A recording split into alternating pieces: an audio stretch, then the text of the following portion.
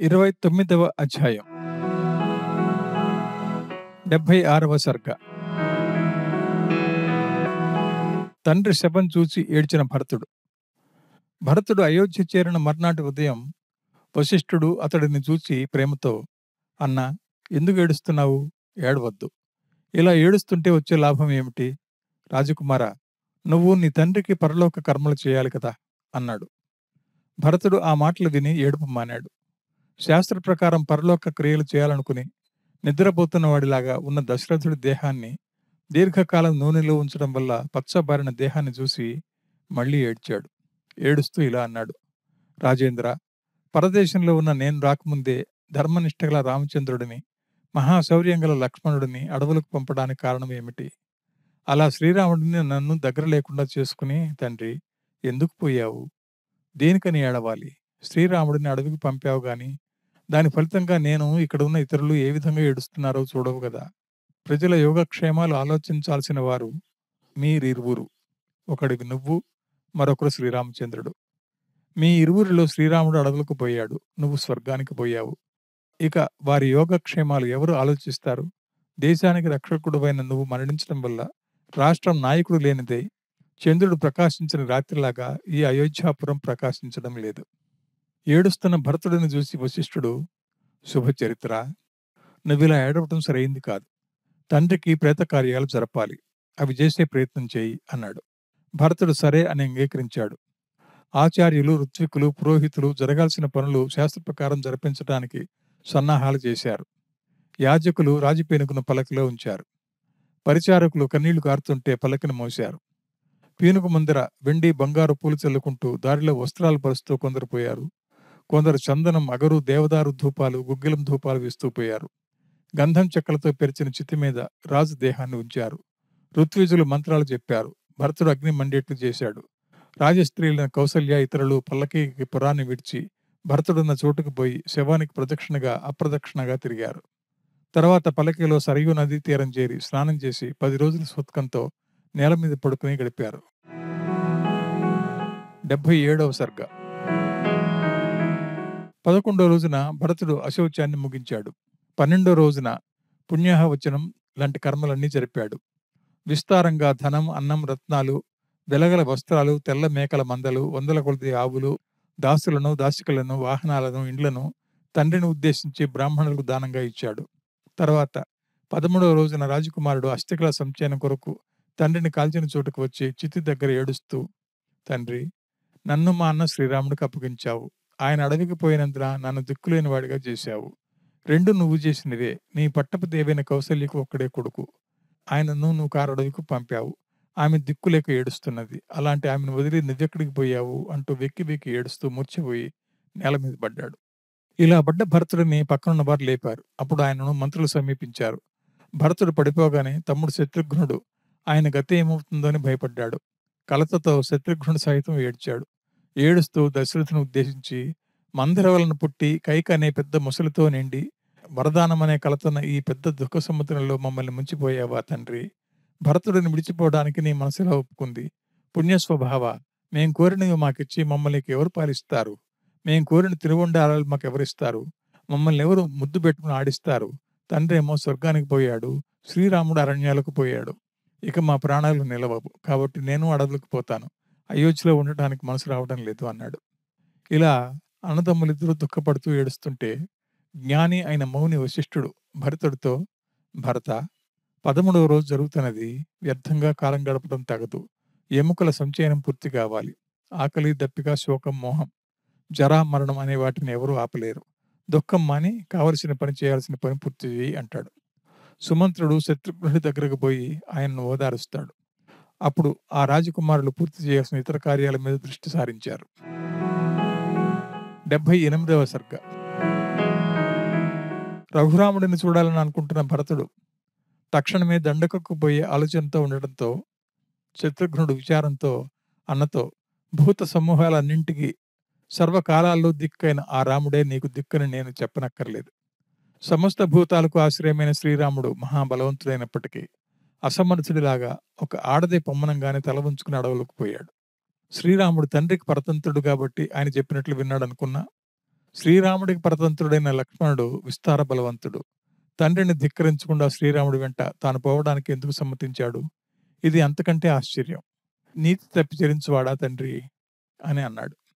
శత్రుఘ్నుడు ఇలా చెప్తుండగానే తూర్పు వాకిట్లో తన ఉపాయం సఫలమైందని, ఇక భరతుడు రాజు అవుతాడని, కైక రాజమాత అవుతుందని, ఆమెకు ముఖ్యురాలు తానవుతానని, వీరందరూ తన చేతి కింది వారేనని, తాను ఎలా చెబితే అలా నడుచుకోవాల్సిన వారేనని, ఇదంతా చేసింది తానేనని, తన ప్రతిష్ట అందరికీ తెలియాలని, ఎవరిది అని తన గురించి భరతుడు అడిగితే, ఇదే నీకు రాజ్యం ఇప్పించిన బుద్ధిమంతురాలు మందర అని అందరూ చెప్తారని, అప్పుడు భరతుడు తనకు బహుకరిస్తాడని, ఆయనతో పాటే శత్రుఘ్నుడు కూడా బహుకరిస్తాడని, వారిద్దరూ గౌరవిస్తే అందరూ అలాగే చేస్తారని అనుకుంటూ మందర ఆభరణాలు ధరించి కులుక్కుంటూ వస్తుంటే ద్వారం దగ్గర ఉన్నవారు ఆమె ఎవరో శత్రుఘ్నుడికి చెప్పారు. శత్రుఘ్నుడు కోపంతో మందరను ఏం చేస్తానో చూడండి అని చెప్పి, అది చేసిన క్రూరత్వానికి ఫలితం అప్పుడే అనుభవించేట్లు చేస్తానని అన్నాడు. మందర తప్పించుకుని పోయే ప్రయత్నం చేసింది. అందరూ కలిసి దాన్ని పట్టుకున్నారు. కోపంతో శత్రుఘ్నుడు తన్నుకు అది నేల మీద పడిపోయింది. ఓ అని ఏడ్చింది. దాంతో వచ్చిన దాసీలందరూ రక్షించమని వేడుకునేందుకు కౌసల్యను ప్రార్థిద్దామనుకున్నారు. శత్రుఘ్నుడు మందరను పలుమార్లు భూమి మీద వేసి తన్నాడు. అడ్డం పోయిన కైకను కోపంతో తిట్టాడు. మందర గతి తనకు పడుతుందేమని భయపడి ఆమె భరతుడి దగ్గరకు పోయి, భరత భరత నన్ను కాపాడు అని అంది. భరతుడి సూచన మేరకు తల్లిని ఏమీ అనకుండా ఆగిపోయాడు శత్రుఘ్నుడు. తల్లిని చంపితే శ్రీరాముడికి కోపం వస్తుందని ఆ పని చేయడం లేదని అన్నాడు శత్రుఘ్నుడు. మందరను కూడా అంతటితోనే వదిలాడు. 79వ సర్గ.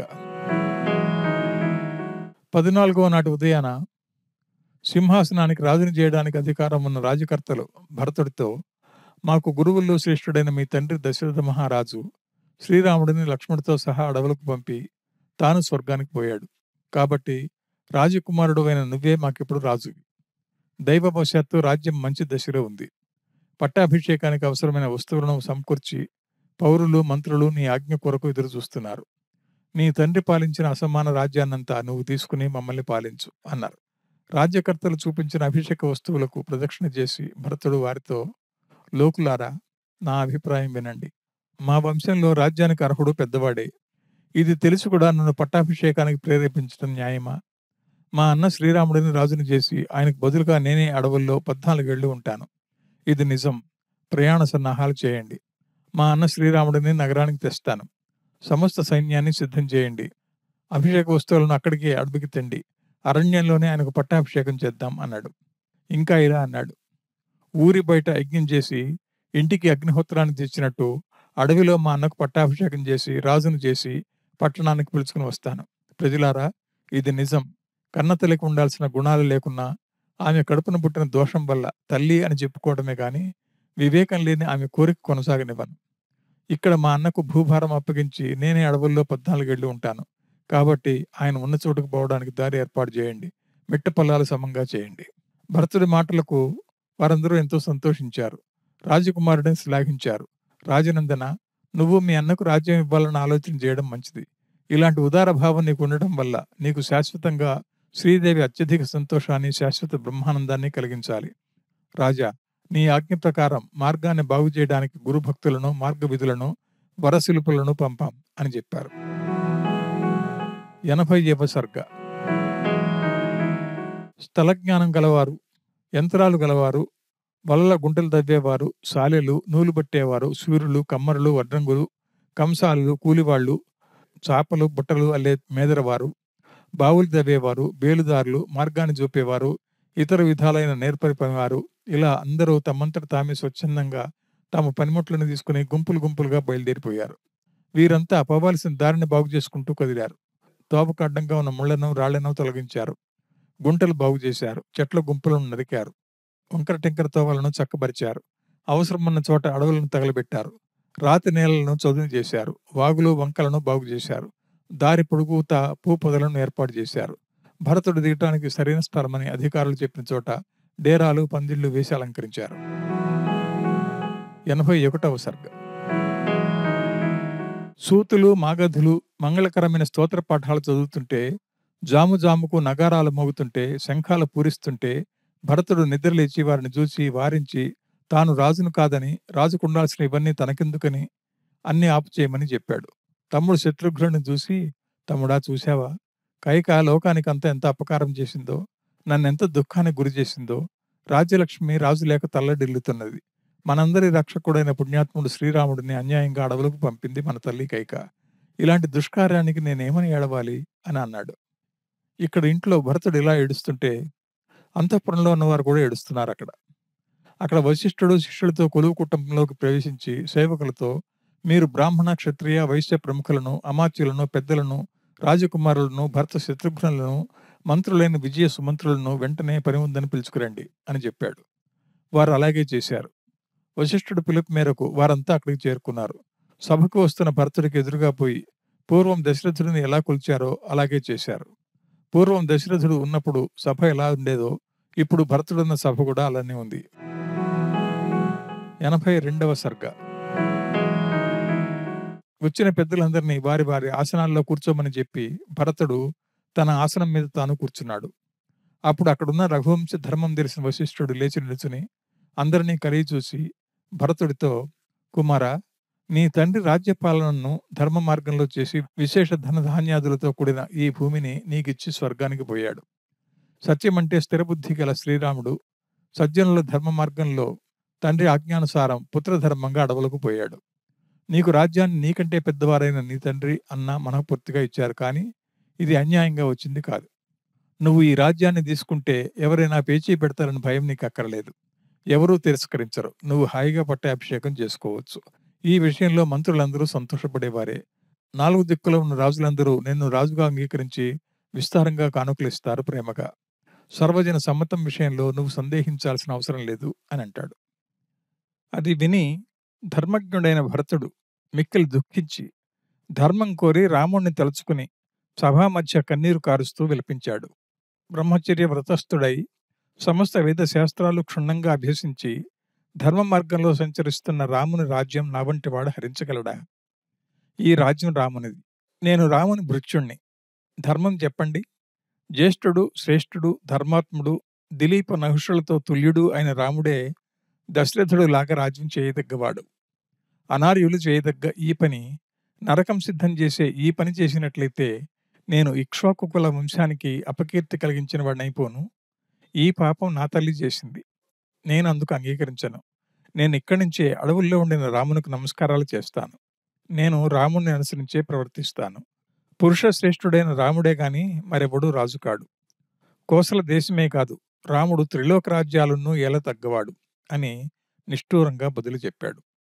ధర్మబద్ధమైన ఆ మాట విని సభాసదులందరూ ఆనంద బాష్పాలు విడిచారు. ఎప్పుడు శ్రీరాముడి దగ్గరికి పోతామా అని ఎదురు చూడసాగారు.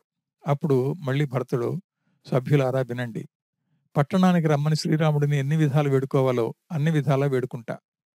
ఆయన రానంటే లక్ష్మణుడిలాగా నేను కూడా శ్రీరాముడి సేవ చేస్తూ భయంకరమైన అడవుల్లో ఉంటా. ఎలా చేస్తే శ్రీరాముడు వస్తాడో అలాగే చేస్తా. దారి బాగు చేయడానికి పనివాళ్ళని పంపించా. నేను కూడా త్వరగా పోతా అని అన్నాడు. తర్వాత సుమంత్రుడిని చూచి సేనలను ప్రయాణానికి సిద్ధం చేయమన్నాడు. సుమంత్రుడు అంతా సిద్ధంగా ఉన్నారని చెప్పాడు. కొందరు గుర్రాల మీద, కొందరు ఎడ్ల బండ్ల మీద, కొందరు రథాల మీద పోవడానికి సిద్ధపడ్డారు. తన రథం కూడా సిద్ధం చేయమని భరతుడు అన్నాడు. 83వ సర్గ.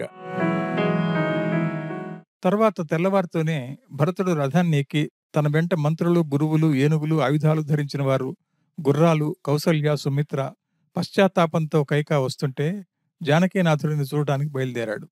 ప్రజలు దారి పొడుగునా శ్రీరామచంద్రుల కథలే చెప్పుకున్నారు. మేఘశ్యాముడు స్థిరమైన మనసున్నవాడు, మోకాలినంటే చేతులు గలవాడు, సత్య శరణాగత రక్షణలో స్థిరంగా ఉండేవాడు, లోక సమూహాల దుఃఖం నాశనం చేసేవాడు, మహానుభావుడు శ్రీరామచంద్రమూర్తిని ఎప్పుడు చూస్తామో కదా అనుకుంటూ అతడి దర్శనం దొరికితే చాలంటూ శ్రీరాముడి కథలు చెప్పుకుంటూ కోమట్లు, రత్నాలు సానబెట్టేవారు, కుమ్మరులు, కమ్మరులు, కంసాలులు, కంబళ్ళు నేసేవారు, గంధం పొడి చేసేవారు, బేల్దారులు, నెమలి ఈకలతో విసనకర్రలు కట్టేవారు, బెజ్జాలు వేసేవారు, సాలెవారు, రంపం పని చేసేవారు, చాకలివారు, తలంటి పోసేవారు, దేహం పిసికే జట్టులు, గుడ్డలు కుట్టేవారు, గొల్లలు, వైద్యులు, కళ్ళు గీసేవారు, బెస్తవారు, బ్రాహ్మణులు వారి వారి వాహనాల మీద పరిశుద్ధమైన బట్టలు కట్టుకుని పెరుమాళ్ళ దగ్గరికి పోయినట్లు పోతున్నారు. ఇలా వారందరూ కొంత దూరం పోయిన తర్వాత గుహుడుండే శృంగిబేరపురాన్ని చూశారు. సేనంతా గంగా తీరంలో ఒక రమ్యమైన ప్రదేశంలో దిగింది. భరతుడు వారందరిని చూసి నది రేవు దాటవచ్చని, తాను గంగా జలాలతో తండ్రికి తర్పణ విడుస్తానని, వారు కూడా వారి వారి కార్యక్రమాలు వారి వర్ణాశ్రమ ఆచారాన్ని బట్టి తీర్చుకోవచ్చని అంటాడు. 84వ సర్గ. భరతుడు ఇలా సైన్యంతో రావటం గమనించిన బోయరాజు గుహుడు తన స్నేహితులతో, చూశారా, ఇంత అని లెక్కించలేని సేన మన ప్రాంతానికి వస్తున్నది. చూడడానికి సముద్రంలాగా ఉంది.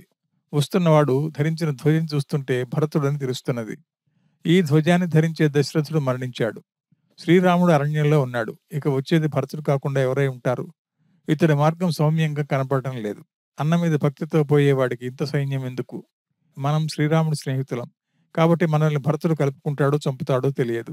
శ్రీరాముడిని అడవులకు పంపడమే కాకుండా ఆయన సంపత్తు అంతా అపహరించి ఇప్పుడు చంపడానికై సైన్యంతో కోపంగా పోతున్నాడు. ఊరికే చూడడానికి పోవడానికి ఇంత సైన్యం ఎందుకు? కాబట్టి అతడి ఉద్దేశం వేరేగా ఉంది. ఇప్పుడు మనం చేయాల్సింది భరతుడు గంగానది దాటకుండా చూడటమే. నా స్నేహితుడైన శ్రీరాముడిని ఎలాగైనా భరతుడి బారిన పడకుండా రక్షిస్తాను. మీరంతా శీఘ్రంగా పోయి భరతుడి సైన్యం గంగ దగ్గరకు రాకుండా చూడండి. మన ఓడలన్నీ సిద్ధం చేయండి. ఎన్ని దినాలు యుద్ధం చేయాల్సి వస్తుందో తెలియదు. కాబట్టి అన్ని విధాలుగా తయారవ్వండి. శ్రీరాముడు అడగకుండా యుద్ధానికి కాలు దువ్వచ్చా అని అంటారేమో. కోరినా కోరకున్నా స్నేహితుడిని కాపాడటం మిత్రధర్మం. నా స్వామి కొరకు నేను ఏదైనా చేస్తాను. నావలను సిద్ధం చేయండి. బలవంతులైన బెస్తవారిని తెండి. శ్రీరాముడి విషయంలో భరతుడు ప్రేమతో ఉంటే సుఖంగా గంగ దాటిద్దాం. అలా కాకపోతే గంగ ఎలా దాటుతాడో చూద్దాం. నా చేతనైనంత నేను చేస్తాను. ఇలా తన వాళ్ళతో చెప్పి స్వయంగా తాను భరతుడి మనసు తెలుసుకోదలిచి తేనె, మాంసం, పిండి వంటలు తీసుకుని భరతుడి దగ్గరకు బయలుదేరాడు. వస్తున్న గుహుడిని చూసిన సుమంత్రుడు, శ్రీరామచంద్రుడు ముఖ్య స్నేహితుడు, గుహుడు వస్తున్న విషయాన్ని భరతుడికి చెప్పి ఆయనకు దండకారణ్యంలోని అన్ని మార్గాలు తెలిసింటాడు. భరత, ఈ గుహుడికి నువ్వు తప్పక దర్శనం ఇవ్వు. మన సీతారామ లక్ష్మణులు ఉండే చోటు ఇతనికి తప్పకుండా తెలుస్తుంది. సరైన స్థలం తోవ తెలియకుండా ఏ మార్గంలో మనం వెతుక్కుంటూ పోతాం అని సుమంత్రుడు చెప్పగా భరతుడు గుహుడిని పిలుచుకొని రమ్మంటాడు. సుమంత్రుడు గుహుడిని అతడి బంధువులతో సహా పిలుచుకుని రావటం, వారందరినీ భరతుడు గౌరవించడం జరిగింది. ఇది జరిగిన తర్వాత గుహుడు భరతుడితో, రాజకుమారా, కమలాల లాంటి కళ్ళు కలవాడా, నేనుండే ఈ అడవి ప్రదేశం మనోహరమైన తోటలాగా ఉంటుంది. కానీ భయంకరమైన అడవిలాగా ఉండదు. కాబట్టి ఇక్కడ ఉండు. ఇది కూడా మీ ఇల్లే కదా. ముందుగా మీరు వస్తున్న వార్త చెప్పి పంపాల్సింది చెప్పకుండా హఠాత్తుగా ఇలా వచ్చి మమ్మల్ని మోసగించవచ్చా? నువ్విక్కడే ఉండమని ప్రార్థన. రాజా, ఇక్కడ అనేక రకాలైన పండ్లు ఉన్నాయి. మాంసం ఉంది. మా బోయిలు ఇంకా తేవడానికి సమర్థులు. కాబట్టి ఈ రాత్రి ఇక్కడే ఉండి ఉదయం బయలుదేరిపోవచ్చు అంటాడు. 85వ సర్గ. గుహుడి మాటలు విన్న భరతుడు సంతోషించాడు. మా అన్నగారికి నువ్వు స్నేహితుడు కాబట్టి నాకు నువ్వు అన్నలాంటి పూజ్యుడివే. ఇంత సైన్యాన్ని నువ్వు ఒక్కడివే గౌరవించాలనుకుంటున్నావు. నీ అనేక రకాలైన కోరికలన్నీ సఫలం కావాలి. అన్నరసం కంటే ఆదరణ రసం శ్రేష్టమని సామెత ఉంది. నీ మాటలను మెచ్చుకున్నాను. గంగ దాటడం మాకు సాధ్యపడదు. అడవి చొరబడకుండా ఉంది. కాబట్టి భరద్వాజ ముని ఉండే ఆశ్రమానికి పోయే మార్గం చెప్పు అని గుహుడిని అడిగాడు భరతుడు. ప్రసిద్ధ శౌర్యుడైన శ్రీరామచంద్రుడి మీద భరతుడికి దురభిప్రాయం లేకపోతే ఆయన వెంట బెస్తవారిలో ప్రముఖులను పంపుతానని గుహుడు అంటాడు. ఇంత సేనతో శ్రీరాముడి దగ్గరకు పోవడానికి కారణం ఏమిటి? మంచి అభిప్రాయంతో పోతున్నానని నువ్వంటే ఈ సేన ఎందుకు? కాబట్టి నా మనసులో గొప్ప సందేహం ఉంది అని తన మనసులో మాట వెలిబుచ్చాడు గుహుడు. గుహుడు సందేహించిన పాపపు రోజులు ఎప్పటికీ రాకూడదని భరతుడు అంటాడు. నా విషయంలో సందేహించవద్దు. నా తండ్రితో సమానుడైన మా అన్న శ్రీరామచంద్రుడిని పిలుచుకుని రావడానికి సేనలతో సర్వ ప్రయత్నంతో పోతున్నాను. నీ మనసులో వేరే ఆలోచన పెట్టుకోవద్దు. నేను సత్యమే చెప్తున్నాను అని భరతుడు చెప్పడంతో గుహుడు చాలా సంతోషించి ఇలా అంటాడు. భరత, మేలు మేలు. నీ జన్మ సార్థకం. నీలాంటి పూజ్యులు లోకంలో ఉండరు. లోకంలో రాజ్యం కొరకు అన్నలను, తమ్ములను, తండ్రిని చంపేవారుంటారు గాని నీ ప్రయత్నం లేకుండా లభించిన రాజ్యాన్ని మంచివాడివి కావటం వల్ల వదులుకుంటున్నావు. ఇంద్ర సమ్మానుడైన శ్రీరాముడిని మళ్ళా పిలుచుకుని రావడానికి వచ్చిన నీ కీర్తి లోకంలో శాశ్వతంగా నిలిచిపోతుంది. ఇలా మాట్లాడుకుంటుంటే రాత్రి అయింది. తమ్ముడితో కలిసి నిద్రపోదామనుకుంటాడు. నిద్ర రాదు. శ్రీరామచింత వలన కలిగిన బాధతో దుఃఖపడ్డాడు. సంతాపంతో దేహం కాలిపోయినట్లయింది. సూర్యకిరణాల వేడికి హిమవత్పర్వతం మంచు కార్చినట్లు విస్తారమైన శోకం అనే అగ్ని వల్ల భరతుడు చెమటలు కార్చాడు. భరతుడు నిట్టూర్పులు విడుస్తూ శోకంతో కూడిన మనసు గలవాడై దిక్కు తెలియక, శాంతి లేక మంద నుండి చీలిపోయిన ఎద్దులాగా ఏడ్చాడు. ఆయన చూసి గుహుడు కూడా దుఃఖపడి శ్రీరాముడిని తలుచుకుని ఊరడెళ్ళాడు. 86వ సర్గ. పామరులు కలిస్తే పామర కథలే చెప్పుకుంటారు. భక్తులిద్దరు చేరితే భగవత్కథలు, భాగవత కథలు చెప్పుకుంటూ పొద్దుపుచ్చుకుంటారు. గుహుడు, భరతుడు ఇద్దరు శ్రీరామ భక్తులే. వారికి భగవత్కథలు ఎన్నిసార్లు చెప్పుకున్నా తనివి తీరదు. కాబట్టి పరమ భాగవతోత్తముడైన లక్ష్మణ కైంకర్య చరిత్రను భరతుడికి గుహుడు చెప్పాడు ఇలా. భరత, అన్నను రక్షించాలనే ఉద్దేశంతో బాణం సంధించిన విల్లు ఒక చేత్తో, కత్తి మరో చేత్తో పట్టుకుని నిద్రపోని లక్ష్మణుడితో నేను అన్నాను, తండ్రి రాజకుమారా, సుకుమారా, కుమారా, నీ కొరకు సుఖం కలిగించే మంచి పడక ఏర్పాటు చేశాను. దాని మీద సుఖంగా నిద్రపో. చాలా ప్రయాసపడ్డావు. నిద్రపోయి లేస్తే శ్రమ తగ్గుతుంది. మీ అన్నను ఆయన దాసుడని నేను రక్షిస్తాను. నా మాట నమ్ము. పూజ్యుడివైన రాజకుమారా, నువ్వు సుకుమారుడివి. ఇక్కడ ఉన్నవారు అడవుల్లో తిరగటానికి అలవాటు పడ్డవారు. కఠిన దేహం కలవారు. కాబట్టి శ్రీరాముడిని రాత్రంతా హెచ్చరికతో కాపాడుతాం. నువ్వు పోయి నిద్రపో. శ్రీరాముడికి ఏ భయం లేదు. శ్రీరాముడి కొరకు నీకెందుకు ఈ శ్రమ అని అంటావేమో. విను. శ్రీరాముడి కంటే ఎక్కువ ప్రీతిపాత్రుడు నాకెవరూ లేరు. ఆయన మీద నాకంతటి అనన్య భక్తి ఉంది. అది అపోహ కాదు. సత్య ప్రమాణంగా చెప్తున్నాను. ఈ మహానుభావుడి వల్లే కదా గొప్ప కీర్తి, గొప్ప ప్రయోజనం, విస్తారమైన మంచి ఫలం లభిస్తుంది. అలాంటి వాడిని నేను ఎలా ఉపేక్షిస్తాను? భార్యతో నిద్రించే నా ప్రియమిత్రుడికి నిద్రాభంగం కలగకుండా రక్షిస్తాను. ఈ అరణ్యంలో నాకు తెలియంది లేదు. జవాబుగా లక్ష్మణుడు, అయ్యా మిత్రమా, శ్రీరాముడు సీత ఒట్టి నేల మీద నిద్రపోతుంటే నేనెలా సుఖంగా పడుకుంటాను? అది ధర్మమా? నాకది సాధ్యపడుతుందా? దేవదానవులను అవలీలగా జయించగల మహాసమర్థుడు తాను తన భార్యతో గడ్డి పరక మీద పడుకుంటే నా కంటికి నిద్ర ఎలా వస్తుంది? భోగాలు మనసుకైనా రుచిస్తాయా? శ్రీరాముడిని అడవులు పాలు చేసిన దశరథుడు దుఃఖంతో దీనుడై చాలా కాలం భూమి మీద బతకడం కష్టం. కాబట్టి భూమి దిక్కులేనిది చెడిపోతుంది. త్వరలో రాజగృహం పాడుపడినట్లు అయిపోతుంది. వనితారత్నమైన కౌసల్య, రాజు, నా తల్లి సుమిత్ర, ఇతరులు ఈ రాత్రైనా బతికి ఉంటారా అని సందేహం కలుగుతున్నది. శత్రుఘ్నుడి మీది ప్రేమతో అతడున్నాడని నా తల్లి బతకొచ్చునేమో గాని కౌసల్యాదేవి ఒక్క క్షణమైనా బతకలేదు. సర్వం మించిపోయింది. ఇప్పుడు చేయగలిగింది ఏమీ లేదు. రాజు మరణిస్తే అతడు కొడుకులు భరత శత్రుఘ్నులు దగ్గరున్నందున ఊర్ధ్వలోక క్రియలు చేస్తారు. మాకు ఆ భాగ్యం కూడా లేదు. మేము ఆయనకు కొడుకులమని ఎలా చెప్పుకుంటాం? ఊర్ధ్వలోక క్రియలు తీర్చిన భరత శత్రుఘ్నులు ఆనందంతో రాజధానిలో తిరుగుతారు. 14 ఏళ్లు వనవాసం చేసి తన ప్రతిజ్ఞ తీర్చుకుని శ్రీరాముడితో అయోధ్యకు మేము పోగలమా? మాకంత పుణ్యమా? ఇలా లక్ష్మణుడు రాత్రంతా శోకంతో మాట్లాడుతుండగానే తెల్లవారింది. నేనేం చెప్పగలను? సూర్యోదయం కాగానే అన్నదమ్ములకు ఇరువురికి నేనే జడలు ధరింపజేసి సీత తోడ రామలక్ష్మణులను గంగానది దాటించా. వారంతా గంగ దాటిపోయారు అని చెప్పాడు గుహుడు భరతుడితో.